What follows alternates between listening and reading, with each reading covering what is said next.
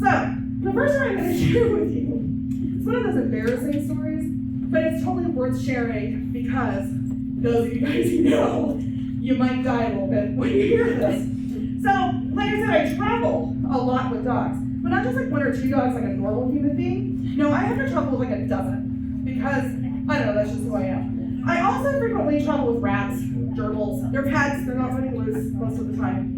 So, this is one of my vans. We call this van Phil, and that's my scamp trailer. And for a while, I thought it was a really great idea to travel all over the place with this little 13-foot trailer and all these dogs. So, this is at Lake Powell, and I was heading, I think, home, but I got into Utah, and I had this idea, as I do, that I should go Bryce Canyon. So Bryce Canyon is this beautiful place, except we're in a snowstorm. So I got stuck in Bryce for a couple days. We ran out of resources. Those transit vans did not used to be all-wheel drive, so I had to change all of this up in a snowstorm to get out of campground. So I'm like, yes, looks great. Weather looks nice. And this is where I went. Important note, it is pouring rain and sleeting in this photo. So you can see the blur in the second photo. So it says here, unimproved road, fine. I can handle that. I drive on those all the time here in Nevada. Not recommended for cars when wet. 100% not recommended for a rear-wheel drive cargo van. Also, GPS information inconsistent with actual road conditions. And I thought this was a good idea. So, said dogs. Aren't they adorable? Do they look like they're gonna maul me in a minute? No. Look, they're so cute. That was not all of them. I have a video for you in a minute. So, we're out here. This is actually like open range forestry. There were cattle we actually found in a rain and snow sleet storm. It's one of those really weird days.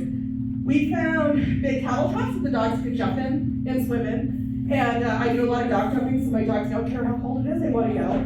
So look, so pretty. Hopefully this will play. Maybe. Do it. Now. Do it. Oh God. You know, I'm usually really good with this. Wait. One moment, please.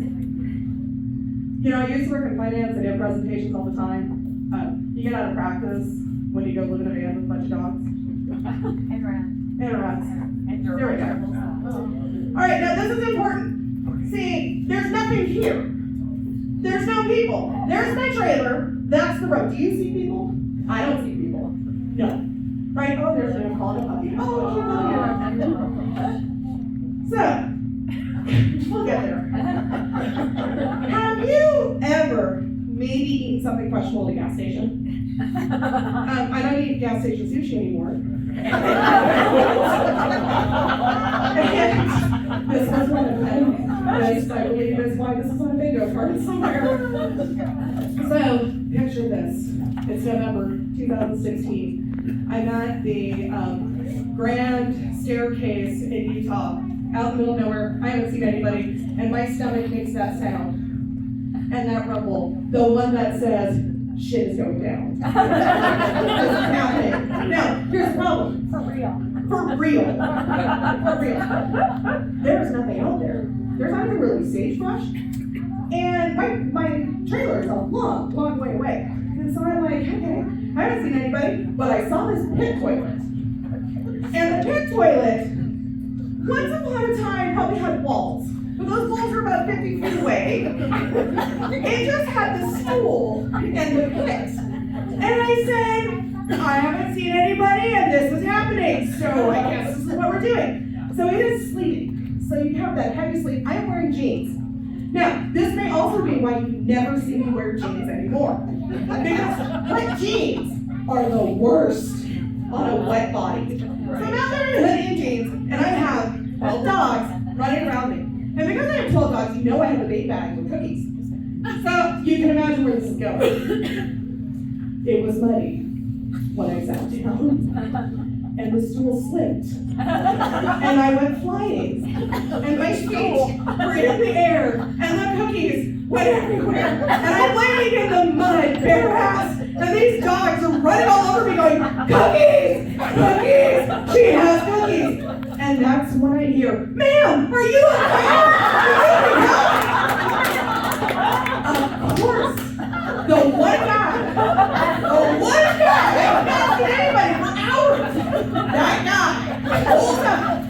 And he throws up the door of a Subaru, because of course it's a Subaru, and comes running up this hill because there is this woman being attacked by these vicious terriers.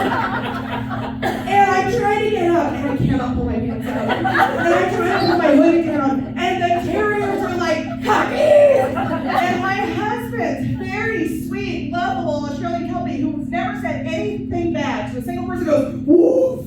And that guy looked at me and went, oh, you're fine. Like, I'm okay! I had a moment! I swear I'm not doing anything nefarious out here! And the guy turned and ran back to his car.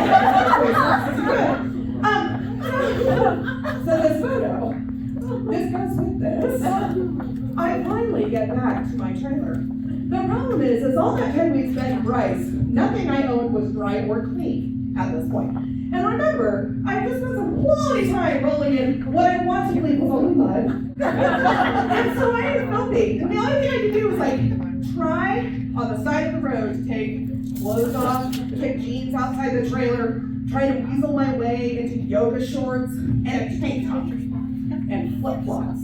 Except I apparently lost a flip-flop somewhere. This is how I ended up. So I keep driving into Zion National Park. I pay my fee to get in, and the guy's like, do you need any directions? I'm like, yes, matter of fact I do. Where's the laundromat? I need the laundromat and a shower. And he's just looking at me like, are you okay? I'm like, no, I'm not okay. I have all these dogs, I have this trailer, and I am still covered in filth because I have no clean towels either. So I can only vouch for that poor guy. So anyway, if you see a pit toilet, may I recommend not using it in sleety weather? It might have been better to just use my pants and destroy them. So that's what it's like traveling with a feral pack of dogs. They're not feral, they're very well trained sport dogs. However, they will look feral to some guy on a road driving through the middle of nowhere.